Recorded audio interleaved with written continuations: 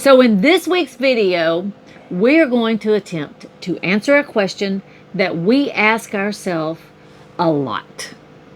Even we ask ourselves before we bought our RV, and we continue to ask ourselves even after we've got our RV, whether or not this question is true. The question is, RV travel, RV life, really the cheapest way to travel? As you know, I said we are still asking ourselves this question, but we're going to share with you today some things that we've learned that hopefully will help you decide whether or not it's right for you and whether or not it's the least expensive way to go. Now, in case you're new to our channel, first of all, we appreciate you being here. Second, I'm Lynn. And I'm Danny. Welcome to RV America, The original RV America. On our channel, we try really hard to share things with you that are useful, things that will help you in your RV life, along with some campground reviews and some things we see.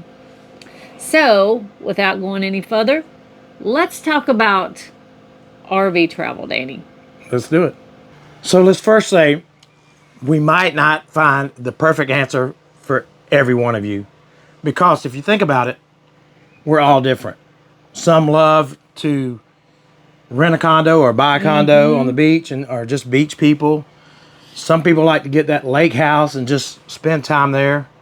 Or some people like to explore, going to different parts of the U.S. or other parts of the world and just explore the beautiful earth that we have. We have yet to be at the same place twice. Yeah. So we are the explorers without a doubt. We want to go every place. We want to see everything that's different. And we want to be in comfort while we're doing it.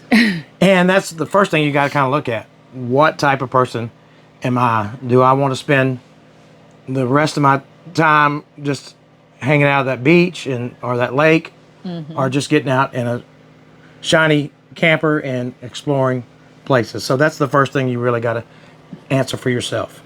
Now, you know us, and you know that we're the explorer type. So we're going to start out with telling you some of the advantages that we feel that there are, and there are many of them, to having an RV or traveling with the RV lifestyle. Whatever kind of RV it may be. You don't have to have a Class A motorhome. You can have a pop-up camper. I've camped in a pop-up camper when my kids were little, and it was amazing. We had the best memories. You know, you do what you can afford. You just get out there and do it. Right. Let's look at some of those advantages.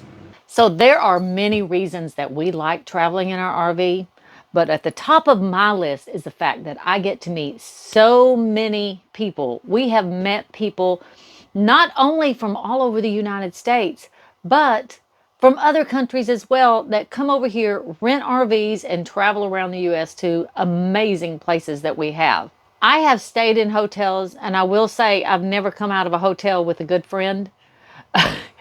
That sounded kind of bad, didn't it? But anyways, as I digress, I have stayed in hotels, but you don't meet people in hotels the way you do in campgrounds. People in campgrounds are just, in general, friendly people. They want to meet their neighbors. Hotel people don't want to meet their neighbors. They don't want to talk to you. They don't want to have anything to do with you. At least that's our experience. Everyone, I'm sure, has a different experience, and maybe you're friendlier than I am. That could be it. But that's one of the biggest reasons I like to RV, is because I get to meet the best people in the campgrounds. Now, I have some other reasons too. Another reason, I like having my own bathroom. And when you travel in an RV, you have your own bathroom with you all the time. I don't take my showers in and out of different hotel rooms. Been there, done that. We did a 10-day trip out west before we retired. We stayed in a different hotel every single night. It was exhausting, to say the least. And we forgot things, we left things, even though we try as we may not. And you know another thing? I like having my bed to sleep in. I'm a non-sleeper. I don't sleep well anyways, and having a different mattress that I sleep in every single night makes it even worse. So having my own bed with my mattress and my own pillow, my things, makes it easier for me to sleep and makes it more comfortable for me. So one of the benefits of traveling in an RV are being able to bring our pets. They've been to 40 states. They've been to 3 different provinces in Canada. I'm sorry, they've been to 5 different provinces in Canada. So they're well-traveled pets, and they love that they get to go. We have left Alvin and Sadie, our 2 cats, on short trips once, and it was not good when they got home. They let us know that they missed traveling. Another advantage that we feel like leans towards RV are travel delays can be so much better. If you've been in an airport and your flight got delayed, you got to change gates. I've had to run. Very stressful to try to make the proper gate after a delay. In the RV, we've been in traffic delays where we've got up and made coffee, some hot tea, even made some popcorn. Also, you get up and go to the restroom when you have a motorhome. I will also say that on one travel delay, we got stopped because there was an accident, and we sat there for 2 hours, and I got to get up and clean the entire RV while we were sitting there. That way, when we got to where we were going, I was all ready to get out and explore. So travel delays aren't always fun, but they're not as bad if you're in an RV. So another advantage, you're able to pack more in an RV than a suitcase. So you're able to bring more personal stuff because you're always limited on those flights of a couple of suitcases at most. So you're able to bring that pillow that you need or any other personal, your guitar, or any other thing that you might need. So that's a check mark for traveling in an RV. One of my favorite things is the fact that we can stay longer at a destination. 2 summers ago, we went to Glacier and we spent an entire month in Glacier National Park. First time ever we've done anything like that. This coming summer, we're going to Alaska. That's going to be a really long trip, and I'm so looking forward to it.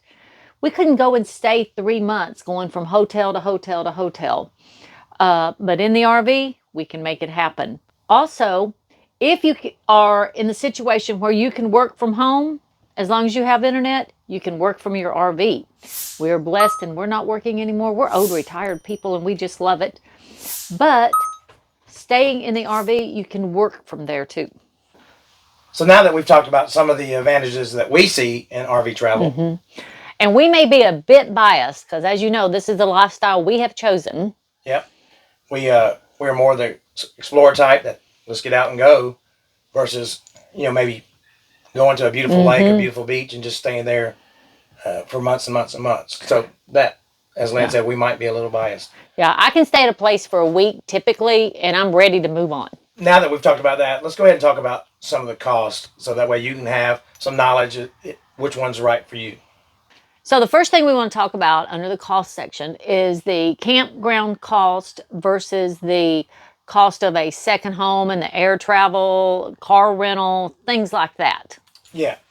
And everyone travels a little different, even on airplanes. Some might choose first class.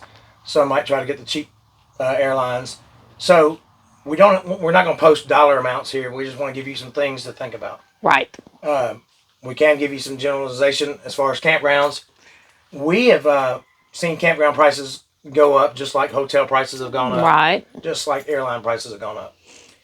We are on the frugal side, or as Lynn says, we're cheap. We're cheap. Over the last 4 years, we've averaged $19.75 a campground.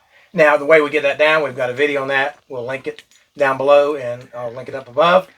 But there's ways to save money as you're camping. Yeah, memberships are vital when it comes to saving on campground costs. Right. Also, finding places that are $0 for the night as you're going from point A to point B, or staying somewhere for 3 to 4 or 5 days.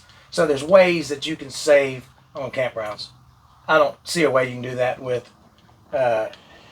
hotels. Okay, let me play devil's advocate here, Danny. Yeah.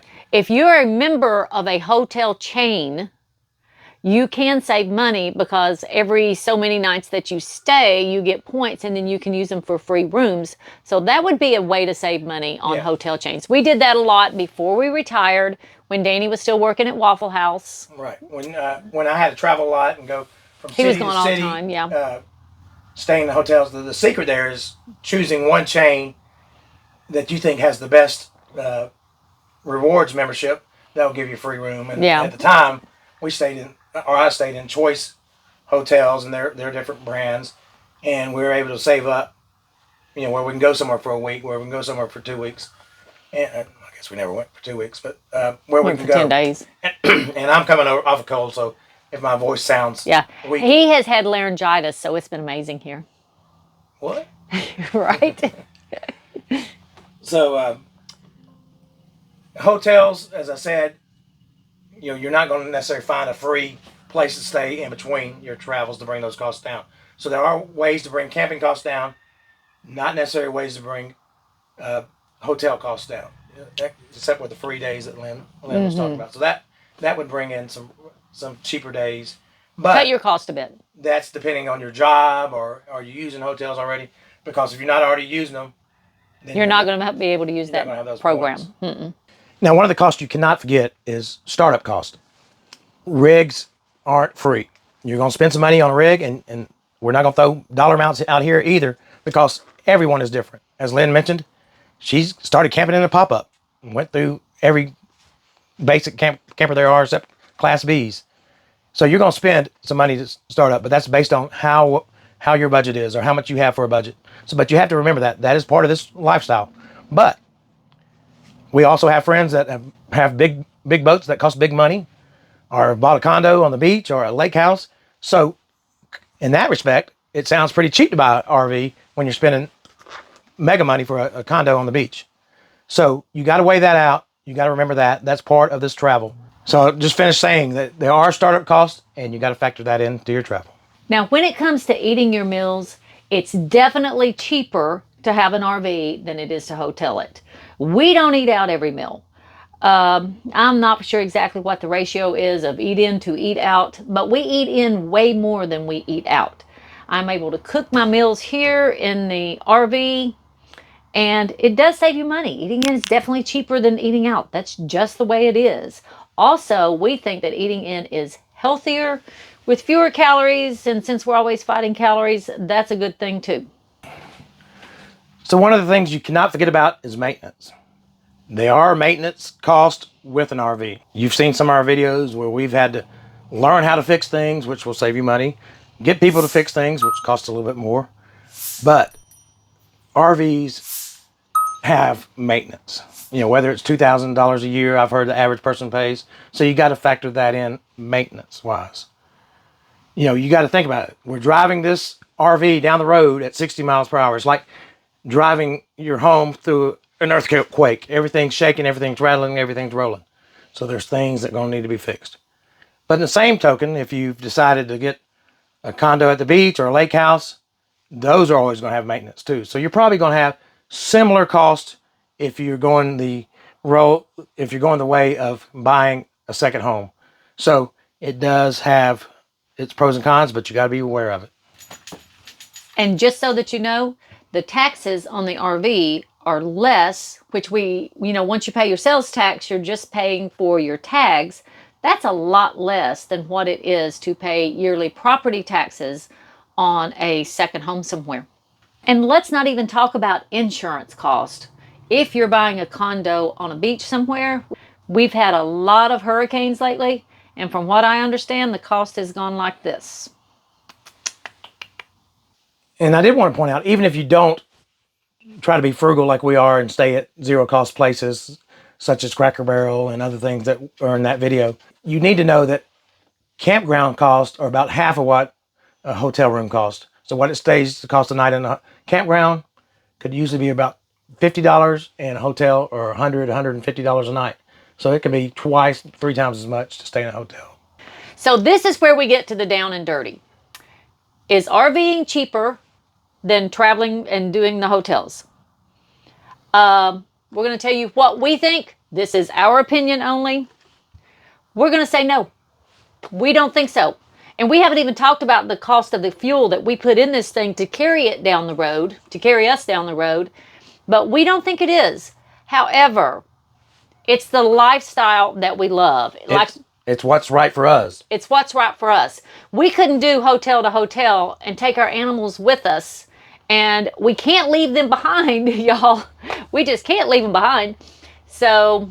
And you can't spend a month in Glacier, or 3 months in Canada like we did last summer, or four months in Canada and Alaska as we're going to do this summer. It does make it just so much better for us because, as we said in the beginning, we're explorers.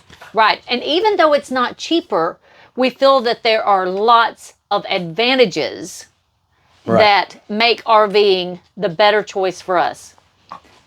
Right. And the same thing with if you're buying a second home versus an RV, you might save a little more in an RV, but it's depending on the rig, the maintenance, and the gas, and such as that. It's what you want to do. And that's what the thought pattern is on this video, is giving you something to think about. If you want to travel, then what's the best way for you? Because that's the one thing we do, is encourage you to get out and see this beautiful country or this beautiful world. It's something you don't want to miss. Get off the couch and get rolling, get out hiking and seeing some of this beautiful country. Yeah. Now, let me ask you this question. What do you think from your experiences? Do you think that traveling in an RV is less expensive than traveling hotel? We would love to know what you think. Put in the comments below exactly what you think about it. Now, if you haven't subscribed yet, this is the time I want you to do that. Yep, we need your help. Please subscribe. It really shows YouTube that we've got viewers that are interested in our videos, and they'll push it out to other people. Yes, hit the like button and the notification bell so that you'll know when our next video comes out. We've got some amazing things coming up this coming summer, and we can't wait to share them with you. Right. Until next time, God bless and many safe travels. And go RV, America.